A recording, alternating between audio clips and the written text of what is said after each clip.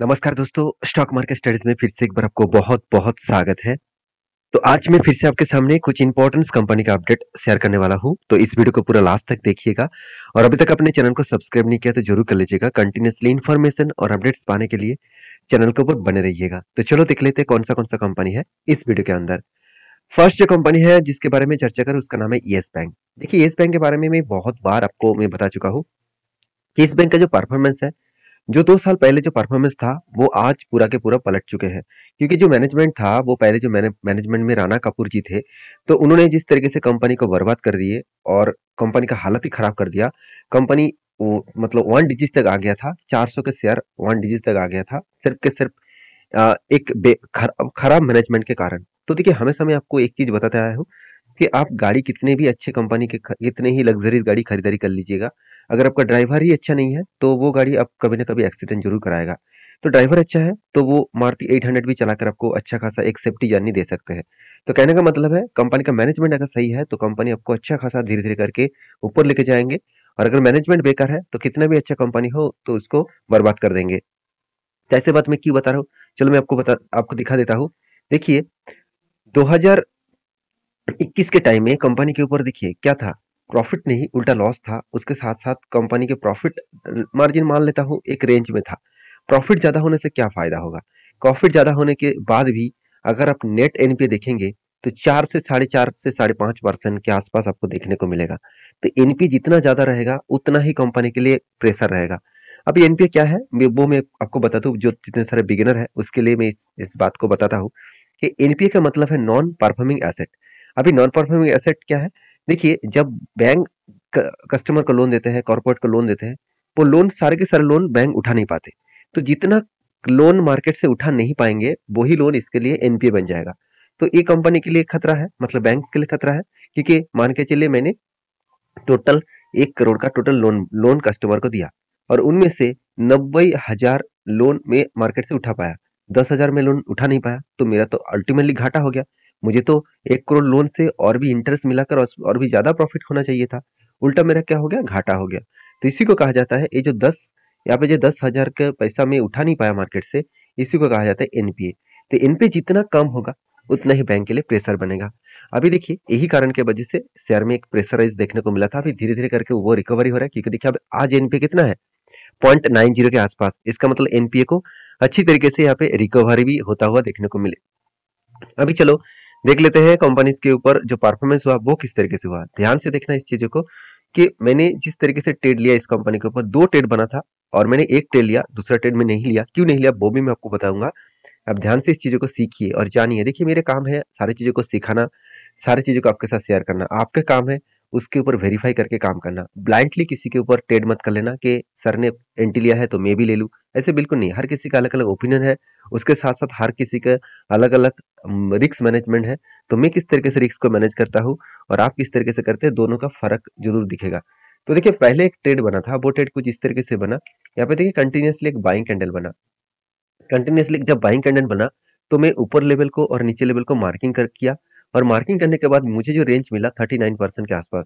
मैं हमेशा बोलता हूँ कि जब भी कोई बाइंग कैंडल दिखे, चाहे वो 1 कैंडल हो, 2 कैंडल हो, 10 कैंडल हो, कितना भी कैंडल हो, कंटिन्यूअसली बाइंग कैंडल, वो भी 20% के बाइंग कैंडल होना चाहिए। मतलब जो रेंज है वो 20% के ऊपर होना चाहिए। तो 20% के ऊपर हुआ, ऑब्वियसली एक क्राइटेरिया फुलफिल हुआ। सेकेंड क्राइटेरिया क्या है, वो जो स्टार्टिंग जो पीरियड है उस स्टार्टिंग पीरियड 200 डेज के नीचे होना चाहिए, मगर यहाँ पे तो उल्टा हो गया, 200 डेज के ऊपर हो गया। तो इसीलिए मैंने क्या किया, इस जगह पे एंटी नहीं लिया। क्योंकि 200 डेज के नीचे होता तो एक बेस्ट एंटी माना जाता। मैं 200 डेज के ऊपर एंटी इसीलिए नहीं लिया क्योंकि रिक्सी जोन में चला गया। दूसरी बात, ये कंपनी अगर large cap blue chip type company होता, मतलब ब्लू चिप टाइप कंपनी होता, तो निफ्टी 50 के अंदर कंपनी होता, तो मैं जरूर इसके ऊपर ट्रेड ले लेता। तो निफ्टी 50 का ट्रेड कंपनी नहीं है, तो यहाँ पे एक प्रेशराइज है, और इसीलिए मैंने इस एंटी को एंटी हिसाब से नहीं देखा। मैं इंतजार किया कि कोई नया एंटी बनेगा, तो फाइनली एक फिर से एंटी बना, शोल्डर, उसके बाद एक हेड बना, उसके बाद एक शोल्डर केड हुआ। तो इसको कहा जाता है शोल्डर हेड एंड शोल्डर। तो इसको कहा जाता है reversal head and shoulder pattern. तो reversal head and shoulder pattern में आपको करना क्या है, जब भी ब्रेकआउट होगा, ब्रेकआउट कहाँ पे हुआ, यहाँ पे, और ब्रेकआउट कंफर्मेशन कहाँ पे हुआ, यहाँ पे। तो मैंने कंफर्मेशन होने के बाद जब एक रिट्रेसमेंट लेवल आया तो उस जगह पे मैंने एंट्री लिया और इजी तरीके से यहाँ पे टारगेट का अचीव किया। तो मुझे एक्चुअली टारगेट मिला 19% के आसपास, तो टोटल एंट्री लेवल से 22% का टारगेट था, तो 19% के आसपास मुझे टारगेट मिला। कोई बात नहीं, सिर्फ 2 हफ्ते के अंदर अंदर कंपनी 19% के आसपास रिटर्न दिया। और देखिए पहले जो एंट्री था वो भी देखिए टारगेट को अचीव कर चुके हैं। यहाँ पे एंट्री बना था, इतने दिनों के बाद यहाँ पे टारगेट को अचीव किया। मैंने जो फर्स्ट एंट्री बना था उस पर एंट्री नहीं लिया, जो सेकंड एंट्री बना उसमें एंट्री लिया। तो इसलिए मैं बार बार बोलता हूँ, पेशेंस के साथ बने रहना होगा और आपके जो स्ट्रैटेजीज है उसको हमेशा रूल्स के हिसाब से फॉलो करना है। ऐसे नहीं कि कभी भी किसी जगह पे एंट्री आ जाए तो एंट्री ले लूंगा, ऐसे मत करिए। यहाँ पे होगा क्या, यहाँ पे आपका जो कॉन्फिडेंस लेवल है वो खत्म हो जाएगा अगर वो टारगेट नहीं दिया तो। अगर आप स्ट्रैटेजीज को फुलफिल फॉलो करके चल रहे हैं उसके बाद आपको टारगेट नहीं हो रहा तो वो अलग बात है। तो ये था येस बैंक का अपडेट। और आपके क्या राय है इस कंपनी के ऊपर जरूर कमेंट्स करना, क्योंकि मैं फिर से एक बार एक एंट्री जरूर लूंगा। अगर यहाँ पे एक बिग कप बना और उसके बाद एक छोटा सा अगर हैंडल पैटर्न क्रिएट करे तो मैं फिर से एक बार एंट्री लेने के लिए तैयार रहूंगा। तो आपके क्या राय है इस कंपनी के ऊपर जरूर मुझे कमेंट्स करके बताना। नेक्स्ट जो कंपनी उसके उसके बारे में बात करूँ, उसका नाम है ओलेक्ट्रा इंटेक लिमिटेड। देखिए ओलेक्ट्रा इंटेक लिमिटेड जो एक बसेस बनने वाला कंपनी है और इस कंपनी को लगातार लगातार प्रोजेक्ट मिलते जा रहे हैं।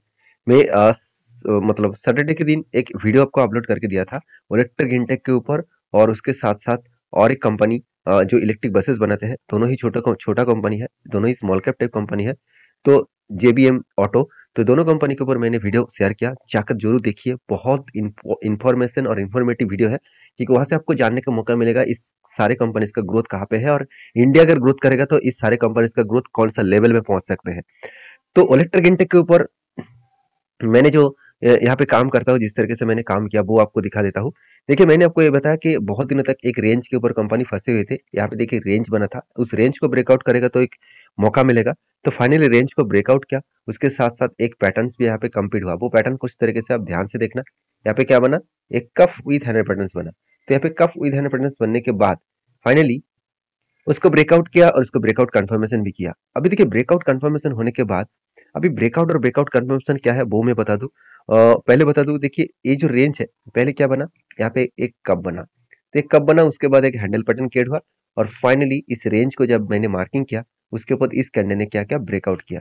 ध्यान से देखना इस चीजों को, आपको बहुत कुछ इस तरीके से पैटर्न्स को ढूंढकर काम करना पड़ेगा। तो यहाँ पे देखिए ब्रेकआउट किया और ब्रेकआउट कंफर्मेशन भी इसके ऊपर हुआ।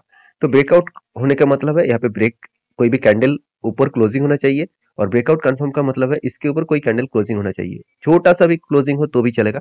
तो मैंने इसके ऊपर एंट्री लिया और मेरा टारगेट अभी तक नहीं हुआ, टारगेट के नजदीक है, तो फिर भी रिवर्सल किया और मुझे लगता है थोड़ा सा टाइम लगेगा और उसके बाद टारगेट अचीव कर सकते हैं। अगर टारगेट अचीव हुआ तो 29% के आसपास टारगेट मिलेगा। तो एक्चुअली मुझे जो टारगेट मिलेगा वो इस लेवल से, मेरे एंट्री लेवल एक्चुअली इसके ऊपर है, तो यहाँ से अगर मुझे टारगेट देखूं तो फिर भी 22% के आसपास टारगेट मिलेगा। कोई बात नहीं, 22% भी कम नहीं होता, और मैंने क्यों एंट्री लिया वो समझना पड़ेगा। देखिए एंट्री लेने के पीछे जो रीजन है वो है क्वार्टरली रिजल्ट। देखिए रिजल्ट के मामले में बात करें तो कंपनी जिस तरीके से धमाका किया, 50 से 70 करोड़, 2020 से 2021 तक सिर्फ 70 करोड़ हुआ था। उसके बाद मतलब सबसे ज्यादा तेजी से ग्रोथ किया, सितंबर में 117 करोड़, और सितंबर 2023 में कितना, 300 करोड़। तो एक अलग लेवल का सेल्स का ग्रोथ देखने को मिले है, एक अलग लेवल का सेल्स का ग्रोथ देखने को मिले, और एक्सपेंस को कंट्रोल करने के बाद नेट प्रॉफिट लगातार बढ़ता हुआ देखने को मिले। 1 करोड़, उसके बाद 4 करोड़, उसके बाद 7 करोड़, उसके बाद 19 करोड़। तो एक अलग लेवल का प्रॉफिटेबिलिटी ग्रोथ देखने को मिले है। तो इस कंपनी के ऊपर आपके क्या राय है जरूर कमेंट्स करके बताना। और इस कंपनी के ऊपर जो मैंने ट्रेड लिया वो मैं आपके साथ शेयर कर रहा हूँ। और इस कंपनी के ऊपर ट्रेड इसलिए बना क्योंकि सिर्फ कंपनी प्रॉफिट कर रही है ऐसे नहीं है। कंपनी का बैलेंस शीट में देखेंगे तो कंपनी का रिजर्व बढ़ता हुआ देखने को मिले, कंपनी के बोरिंग्स भी बढ़ता हुआ देखने को मिले। तो यहाँ पे क्वेश्चन आएगा, बोरिंग सर बढ़ रहा है, कर्जा बढ़ रहा है, तो क्या कंपनी अच्छा हुआ? बिल्कुल नहीं। कंपनी अच्छा तब माना जाएगा बोरिंग्स बढ़ने के बाद, कंपनी अगर सही में प्रॉफिट कर रहा है। कंपनी तो प्रॉफिट अच्छा खासा कर रहा है, उसके साथ कंपनी बोरिंग्स क्यों लिया वो भी देखना जरूरी है। तो कंपनी बोरिंग्स इसीलिए लिया क्योंकि कंपनी का ट्रेड जो रिसीवेबल है, तो आप देखेंगे तो कंपनी इस बार 520 करोड़ के आसपास कंपनी को प्रोजेक्ट मिला। जब कंपनी का प्रोजेक्ट अच्छा मिला, कंपनी का इन्वेंटरी बढ़ चुके हैं, तो उस जगह पे कंपनी का ग्रोथ बनने का चांसेस हायर लेवल में है। तो एज ए इन्वेस्टर, प्रोमोटर से लेकर एफएसडीएस पब्लिक, हर किसी ने इस कंपनी के ऊपर निवेश करके रखा, ये भी एक कंपनी का प्लस पॉइंट बना। तो ये सारे कारण की वजह से मैंने इस कंपनी के ऊपर ट्रेड लिया। तो आपकी क्या राय है इस कंपनी के ऊपर जरूर कमेंट्स करना। उसके बाद है रिलायंस इंडस्ट्रीज। इसके ऊपर ज्यादा बात कहने का जरूरत नहीं, इंडिया के सबसे बड़े कंपनी है, और एशिया के भी सबसे बड़े कंपनी है। आप सभी जानते हैं मुकेश अंबानी का इस कंपनी का चेयरमैन है, और उन्होंने जिस तरीके से इस कंपनी को आगे बढ़ाया और जिस तरीके से कंपनी आगे बढ़ रहा है, और पिछले दिनों में मतलब 2 दिन पहले गुजरात में एक एक इवेंट था। वहाँ पे सारे बिजनेसमैन और हमारा प्रधानमंत्री मतलब नरेंद्र मोदी जी ने भी वहाँ पे ज्वाइन किए थे। और वहाँ पे मैं मुकेश जी का जो अनाउंसमेंट था, उनके मुंह में एक बात सुनने को मिला कि अपकमिंग टाइम्स में वो किस तरीके से ग्रोथ करने वाला है रिलायंस इंडस्ट्रीज के ऊपर, किस तरीके से इन्वेस्टमेंट करने वाला है रिलायंस के ऊपर। अगर आप जाकर उस वीडियो को देखेंगे तो आपको पता चलेगा। और वही न्यूज के बाद, वही अनाउंसमेंट के बाद आप देखेंगे तो शेयर में एक धमाका परफॉर्मेंस होना स्टार्ट हो चुके हैं। तो देखिए कंपनी के ऊपर फाइनली यहाँ पे ब्रेकआउट हुआ, और ब्रेकआउट होने के बाद देखिए कंटिन्यूअसली कंपनी जर्नी कर रहा है, और वो भी पॉजिटिव हाई वॉल्यूम के साथ। अभी देखिए किस तरीके से पैटर्न क्रिएट हुआ, आप ध्यान दीजिएगा। बहुत दिनों से बाद यहाँ पे देखिए क्या बना, एक कप बना। यहाँ पे एक कप बना, बड़ा से एक कप बना। और कब से बना, 2021 मई मंथ से स्टार्ट हुआ, 2021 के मई मंथ से स्टार्ट हुआ, सॉरी 2022 के मई मंथ से स्टार्ट हुआ, और 2023 तक मई मंथ, मतलब 1 साल लग गया इस कप बनाने में। और हैंडल बनाने में एटलीस्ट 4 मंथ्स लग गया। उसके बाद देखिए फाइनली ब्रेक हुआ। तो बहुत सारे लोग मुझे क्वेश्चन करते रहते हैं, सर जो कप विद हैंडल बटन बनता है, तो क्या टारगेट भी कप का जितना टाइम लगता है वही टाइम लगेगा?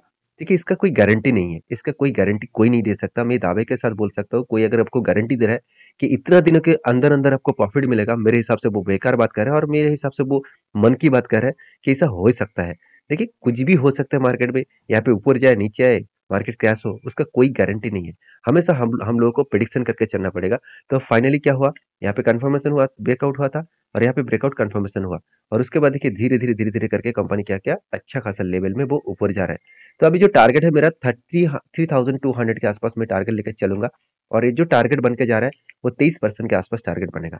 अभी एंटी क्यों लिया, इसका बोलने का जरूरत नहीं है, क्योंकि कंपनी में जो दम है वो बाकी कंपनीज में नहीं है। क्वार्टरली रिजल्ट आप देखेंगे तो हर साल में कंपनी सेल्स को क्या कर रहा है, बीट करके आगे बढ़ रहा है। उस बेसिस में कंपनी एक्सपेंस को कंट्रोल करने अलग लेवल में कंपनी प्रॉफिटेबिलिटी को ग्रोथ किया। और उसके साथ साथ एज ए इन्वेस्टर देखिए खुद के होल्डिंग जितना था उतना ही होल्डिंग को वो कंटिन्यू कर रहे हैं, कोई भी बेचने के लिए तैयार नहीं है। क्यों बेचे, क्यों बेचे, सबसे पहले ये क्वेश्चन कीजिए, क्यों बेचे? जो कंपनी 22% के आसपास एवरेजली ईयरली रिटर्न दे रहा है, तो कोई उस कंपनी को और बेचने के लिए तैयार रहेंगे? बिल्कुल नहीं। सेल्स का ग्रोथ ठीक है, प्रॉफिट का ग्रोथ ठीक है, तो उस कंपनी के ऊपर हमेशा हर व्यक्ति पॉजिटिव मोमेंटम लेके चलेंगे। बाकी इस कंपनी के ऊपर आपके क्या राय है जरूर कमेंट्स करना। नेक्स्ट जो कंपनी उसका नाम है मास फाइनेंस सर्विसेज लिमिटेड, जो एक फाइनेंस कंपनी है। इस कंपनी ने एक बहुत बड़ा अपडेट दिया। उस अपडेट देखने से पहले कंपनी का मार्केट कैप देख लेना, 4,500 करोड़ के आसपास है। एक स्मॉल कैप टाइप कंपनी है। तो इस कंपनी के ऊपर आपको मैं डिविडेंड के बारे में चर्चा करूं, तो कंपनी आपको फाइनली और एक बार डिविडेंड देने वाला है। तो इस ये 2022 का डिविडेंड था, और फिर से एक बार डिविडेंड देने वाला है। तो कितना डिविडेंड है, 30% के आसपास फिर से एक बार डिविडेंड देने वाला है। और वो डिविडेंड देखिए 2019 में डिविडेंड दिया था, अभी देखिए 2024 में फिर से डिविडेंड देंगे, और वो भी कितना, 22 तारीख को 3 रुपया करके, मतलब 30% के आसपास कंपनी डिविडेंड देने वाला है। तो आई होप वीडियो में जानकर अच्छा मिले तो प्लीज लाइक करना, दोस्तों के साथ भी शेयर करना। मिलते हैं नेक्स्ट वीडियो में, तब तक के लिए धन्यवाद।